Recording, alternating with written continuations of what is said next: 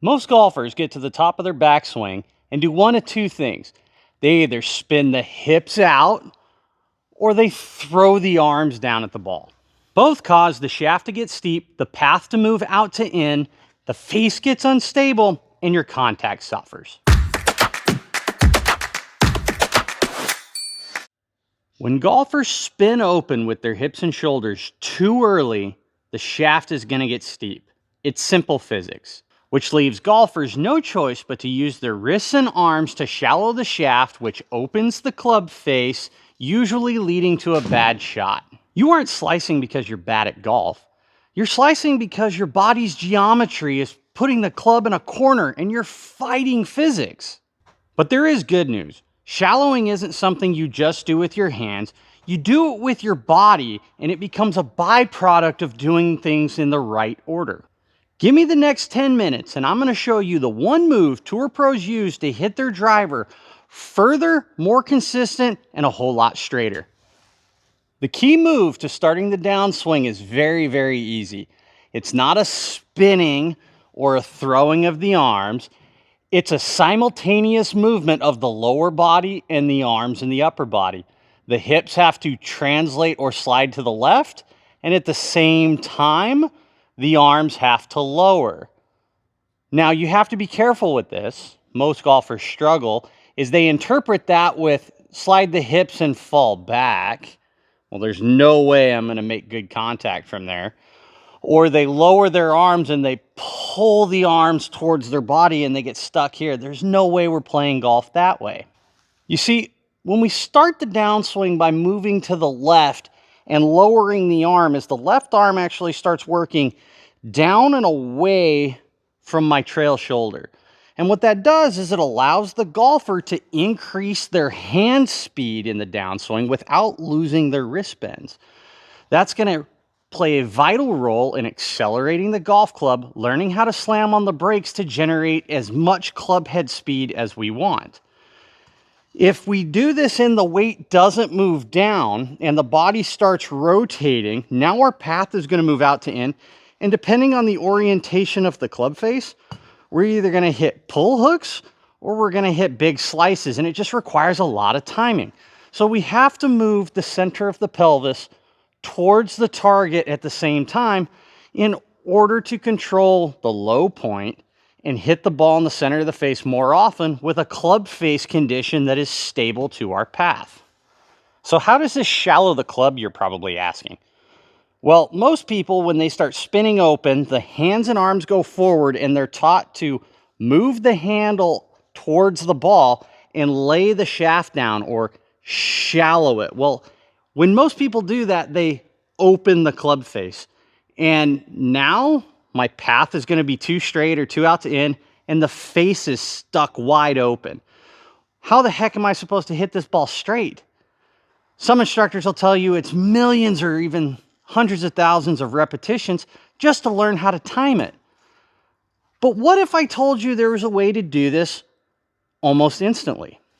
You see, when I slide my hips towards the target and I lower my arms, I don't have to do anything to my wrists and my arms. They are actually staying almost in the same spot. My arms are lowering, but my wrists haven't changed condition. I haven't steepened the shaft with my wrist. I haven't rolled my arms back and flattened the shaft. All I've done is lower my arms and move my weight to the left. And you can see that that shaft shallows automatically. This is very similar to what Bryson DeChambeau does with his driver. He just moves his body and his arms faster to hit bombs. But he hits very, very high towering draws, and it makes the ball go as far as he wants it to. So understanding that we lower the arms to shallow the shaft, I'm not pulling the club to me and steepening. My arms are moving away from my trail shoulder at the same time that I am moving to the left. Now, one error that most people fight with this is they try to lower the arms and they take this trail shoulder and they drop backwards. And when that drops backwards, my hands actually go forward. I dump the club behind me and now I'm stuck.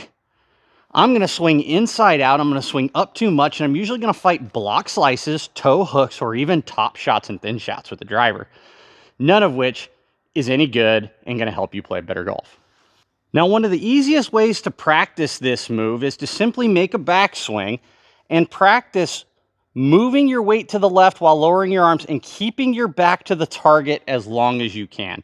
Notice when I do that, my shoulders stay actually tilted down towards the golf ball. My shoulders aren't leveling off and I'm not losing my incline. I'm simply moving to the left and I am lowering the arms. If I recoil back to the top and I do it again, now I can get that club to lower.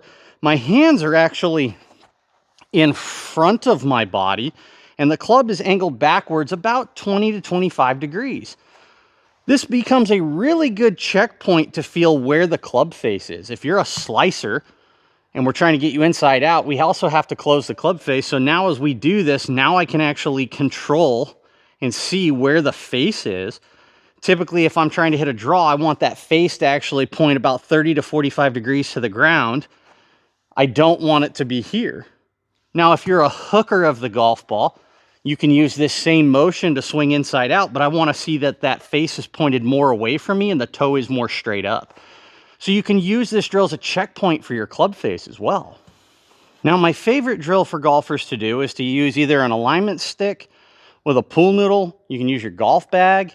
You can use a bag stand at the driving range. If you're inside in your house, you can use a dining room chair. You can use the inside of a doorway, whatever you want to use.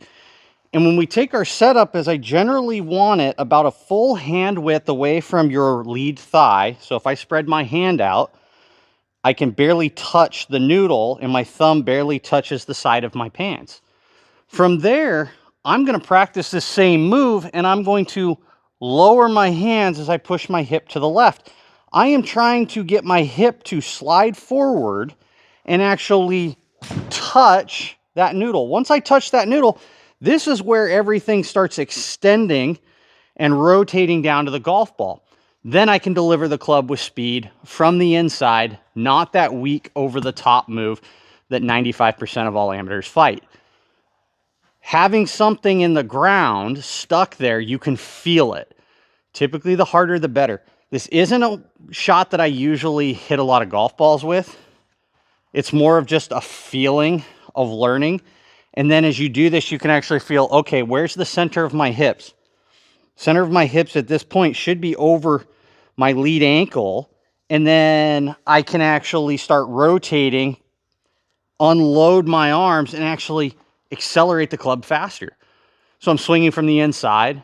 My lead arm is moving down and away. I'm adding speed.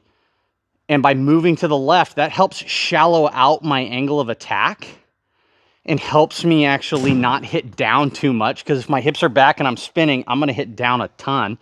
If my hips are moving to the left and I'm lowering the arms, it's going to be a lot easier for me to swing more level to the ground, which is going to help me hit it higher and spin the ball less. That's distance without needing to add any speed. This is the move that all stack and tilt golfers do that everybody says is bad for the driver. But the average tour pro actually hits down about a degree on their driver. Stack and tilt players are no exception. They're level to usually slightly down. They don't swing up very much. But this allows them to control where the bottom of the swing is and where their contact is on the driver. Charles Howell is a great example. When he played his last Players' Championship before going to LIV, he led the tournament in strokes gained off the tee. He averaged well over 290 to 295, and he hit a lot of fairways. And when you're playing a really long, really tight golf course, controlling where you hit it on the face,